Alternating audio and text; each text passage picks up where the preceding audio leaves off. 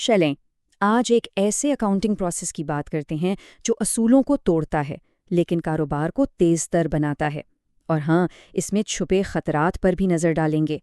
ایک سوال سے شروع کرتے ہیں۔ کیا ایسا ہو سکتا ہے کہ کسی چیز کی پیمنٹ بل کے بغیر ہی کر دی جائے؟ یہ تو بزنس کے ایک بنیادی اصول کو توڑنے جیسا لگتا ہے، لیکن آئیے دیکھتے ہیں کہ ایسا کیوں کیا جا سکتا ہے۔ اچھا، اس نئے سسٹم کو سمجھنے کے لیے پہلے یہ دیکھنا ضروری ہے کہ پرانا سسٹم تھا کیسا اور اس میں مسئلہ کیا تھا۔ اسے کہتے تھے 3 وے میچ۔ سوچیں، سالوں سال کمپنیاں اسی طریقے پر چلتی تھی۔ یہ ایک سٹینڈرڈ تھا، یہ یقینی بنانے کے لیے کہ وہ صرف انہی چیزوں کے پیسے دے جو انہوں نے منگوائی بھی ہیں اور وصول بھی کی ہیں۔ اب یہ پروسیس دیکھنے میں تو سیدھا لگتا ہے، لیکن اصل میں یہ کاغذوں کا ایک پہاڑ تھا۔ ہر قدم پر انسانوں کو چیکنگ کرنی پڑتی تھی، جس سے یہ ناقابل یقین حد تک سست اور بوجھل ہو جاتا تھا۔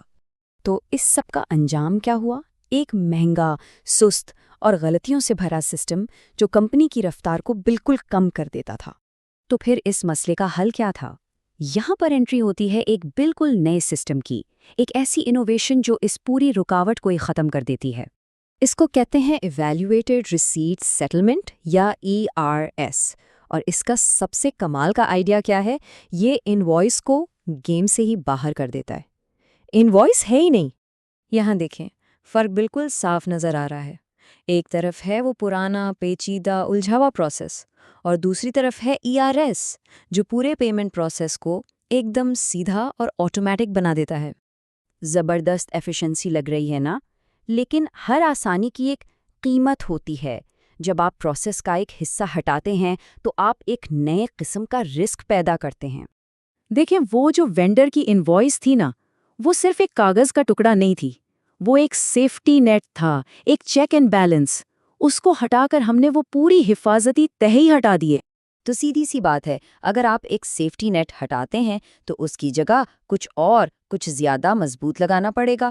اسی کو کہتے ہیں کمپنسیٹنگ کنٹرولز، یعنی نئے حفاظتی اقدامات۔ اور مزے کی بات یہ ہے کہ اس نئے سیفٹی نیٹ کی جو پہلی لیئر ہے وہ ٹیکنالوجی نہیں ہے، بلکہ انسانوں کے بنائے ہوئے سخت اصول ہیں جن پر کوئی کمپرومائز نہیں ہو سکتا۔ بڑی کمپنیاں جو ERPS استعمال کرتے ہیں ان کی پالیسیاں بالکل واضح ہیں، وہاں غلطی کی کوئی گنجائش ہی نہیں ہے، ہر چیز بالکل پرفیکٹ ہونی چاہیے۔ اس کا مطلب کیا ہوا؟ مطلب یہ کہ اب ایکیوریسی کا سارا بوجھ، ساری ذمہ داری صرف 2 چیزوں پر ہے، 1 پرچیز آرڈر اور 2 سامان ریسیو کرنے والے شخص پر۔ اب بچانے کے لیے کوئی انوائس نہیں ہے۔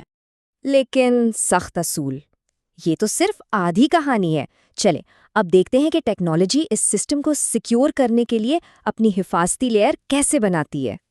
کیونکہ جب آپ کمپیوٹرز پر اتنا انحصار کرتے ہیں تو نئے خطرات سامنے آتے ہیں، جیسا کہ یہاں دیکھ سکتے ہیں، غلط لوگوں کے ہاتھ میں ایکسس، سسٹم میں کوئی ایرر، یا پھر پورا سسٹم ہی ڈاؤن ہو جانا۔ ان سب سے بچنے کے لیے ڈیجیٹل لاکس یعنی ڈیجیٹل کنٹرولز کی ضرورت ہوتی ہے۔ تو یہاں سے سب سے بڑا سبق کیا ملتا ہے؟